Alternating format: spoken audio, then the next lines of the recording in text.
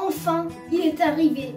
Mesdames et messieurs, j'ai le grand honneur de vous présenter l'épisode 1 d'HebdoFoot. Je ne fais pas mon intro habituel, ça fait des mois, 3 mois il me semble que je vous en parle. Le premier épisode était censé sortir mi-octobre, on est bientôt fin novembre. Excusez-moi, c'est le premier mot que j'ai à vous dire, excusez-moi pour tout ce retard. J'ai vraiment pas eu beaucoup, j'ai pas eu la motivation de commencer à vite l'écrire. Et après je m'y suis mis et d'un coup je l'ai enchaîné et tout. Voilà, n'hésitez pas à liker, à vous abonner, à activer la cloche de notification. Ça me ferait extrêmement plaisir. J'aimerais beaucoup que cette vidéo ait beaucoup de likes parce que c'est vraiment, par rapport aux HebdoFoot, vraiment un truc que j'ai travaillé énormément. Donc s'il y a bien une fois où vous devez liker, c'est cette fois-ci. Donc vraiment ça ferait extrêmement plaisir. Je vous fais direct passer à l'HebdoFoot. Non, à l'HebdoFoot, au Qui es-tu, épisode 1, sur Bernard Tapie. On peut tout de suite commencer. Let's go.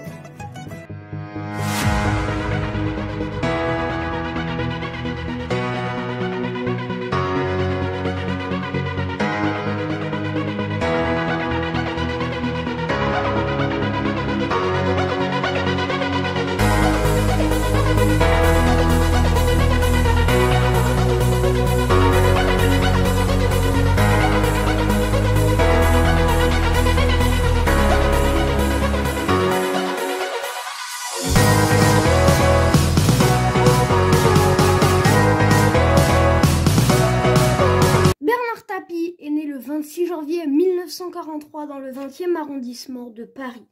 Son père, Jean-Baptiste Tapie, ouvrier, ajusteur, fraiseur, puis frigoriste, né d'une famille pauvre. Sa mère, Raymond Naudot, est aide-soignante. En 1963, après avoir fait l'armée, Bernard tente une carrière dans le cinéma et le théâtre sous le nom de Bernard Pascal, puis de chanteur avec le nom de Bernard Tapie avec un Y. Alors, on saute son enfance tout simplement parce que il y a peu de choses intéressantes sur son enfance et surtout qu'il y a beaucoup de choses dans sa vie et on va privilégier les choses importantes. Il s'inventera une carrière dans plusieurs métiers dont celui d'ingénieur chez Panhard. Il commencera même une carrière auto chez Matra en F3 auquel il renonça suite à un accident sans gravité, même si les journalistes disent qu'il est resté 3 jours dans le coma. En 1966, il fut entrepreneur d'un magasin, Cercle 1, d'équipements pour maison, après avoir fait du porte-à-porte pour des téléviseurs chez Téléconfiance. En 1969, il fonde un groupement d'achat, le Club Bleu, qu'il revendra par la suite en 1987. Pendant 6 ans, il se spécialise dans le rachat d'entreprises et se crée une petite fortune.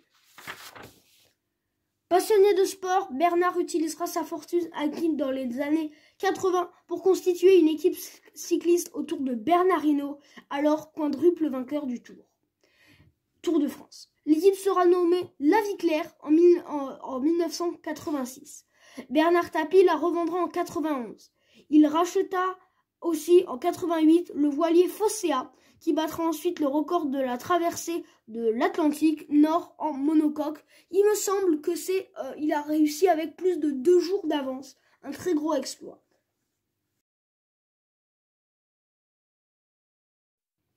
Bernard Tapie décide de tenter la même réussite dans le football, en répondant en 1986 à l'invitation d'Aymonde Charleroux, épouse du maire de Marseille, Gaston Desferré, je ne sais pas si ça se prononce comme ça, de reprendre l'Olympique de Marseille. Ancienne gloire du football français, l'OM végète alors à la 15e place du championnat de France et n'a plus gagné de titre depuis 1976. Il rachète l'OM en grosse difficulté financière et sportive pour un franc symbolique. Sous sa direction, le club engage de nombreux jeunes joueurs espoirs qui deviendront au fil des années des stars, parmi lesquels les Français Jean-Pierre Papin, Éric Cantona, Basile Boli, Didier Deschamps, Marcel Desailly, Fabien Barthez, le Ghanéen Abedi Pelé, l'Anglais Chris Waddle, le Croate Alen Boksic et enfin le Brésilien Sonny Anderson. Il recrute également des valeurs sûres plus expérimentées telles que Calin Gires, Manuel Amoros, Jean Tigana, Enzo Francescoli, Carlos Moser et le Yougoslave Dragan Stogovic, je ne sais pas si ça se prononce comme ça, ainsi que Raymond Goezas au poste d'entraîneur. L'Olympique de Marseille remporte en 4 titres de champion de France consécutifs de 89 à 92. Joue 4 finales de Coupe de France, dont une gagnée en 89, 2 finales de Coupe d'Europe, Coupe des Coupes 88, Coupe des clubs champions 1990 et 2 finales de Ligue des Champions, dont une gagnée en 93 face au Milan AC, qui reste la seule remportée par un club français à ce jour. Ses succès dans les affaires permettent à Bernard Tapie de réunir en 10 ans une fortune. Il décide alors en 90 de reprendre une société qui représente la synthèse de sa passion pour les affaires et pour le sport. Après avoir vendu donc l'OM, l'équipement sportif Adidas, qu'il qualifie d'affaire de sa vie, l'entreprise allemande numéro 1 mondiale de l'équipement et du textile sportif est alors en perdition. Rendue démonnaie par Nike et Reebok et devenue non compétitive par ses coûts de production en Allemagne, elle est au bord de la faillite lorsque Bernard Tapie en devient propriétaire. Devenu ministre, Bernard Tapie décide de mettre en vente Adidas et en confie le soin à sa banque partenaire historique, le Crédit Lyonnais. Cette vente donnera lieu au conflit entre l'homme d'affaires et la banque, l'affaire Adidas. Ensuite, Bernard Tapie deviendra animateur de télé. Tout d'abord invité dans des émissions culturelles et politiques, Le Grand Échiquier, 7 sur 7, Bernard Tapie génère des hausses d'audience en raison de son style très direct qui rencontre un certain succès. Aussi des émissions plus grand public le réclament, habituellement davantage dévolues aux chanteurs et aux acteurs, Jim Tonic, Le Jeu de la Vérité, Champs-Élysées, Les Grosses Têtes, etc. Bernard Tapie devient ainsi une personnalité médiatique populaire, surtout auprès des jeunes, d'où il est alors la personnalité française préférée, et chez les fans qui le considèrent alors comme le deuxième homme de France le plus séduisant, après Alain Delon. Il est nommé homme de l'année 84 par les médias. La carrière politique de Bernard Tapie démarre véritablement après une rencontre avec François Mitterrand à la fin de 1987. À l'initiative de leur ami commun Jacques Séguéla, le président de la République souhaite se représenter en 88 sur le thème de l'ouverture et cherche des personnalités non politiques pour rejoindre son projet. Bernard Tapie eut plusieurs rôles en politique, dont celui de député. Cependant, longtemps ressenti pour la mairie de Marseille aux élections municipales de 1995, Bernard de renoncer en raison des poursuites judiciaires. En effet, le procès VAOM, qu'on reparlera plus tard, se déroule en première instance en mars 1995.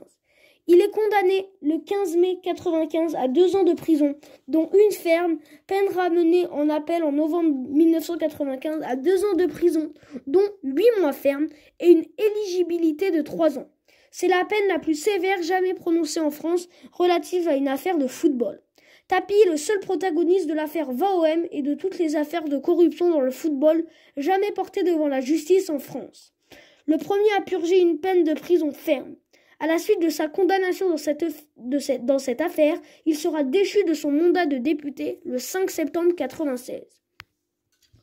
Bernard fut aussi attiré dans plusieurs affaires. Nous allons nous intéresser à celle de football, l'affaire VAOM.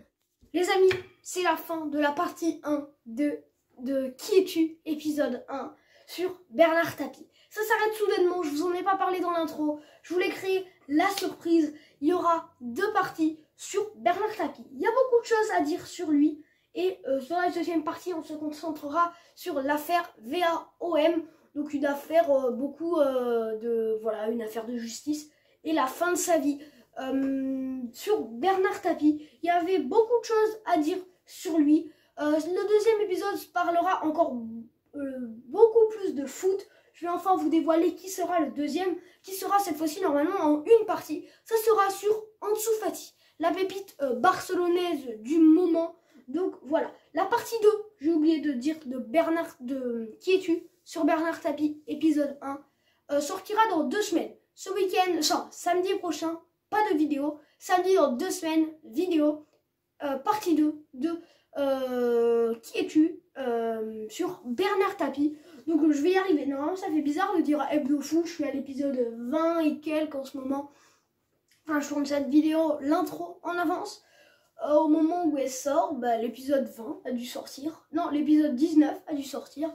Donc voilà les amis, on peut tout de suite se dire au revoir sur Hebdo Fou, on se retrouve mardi pour de nouvelles news. À bientôt.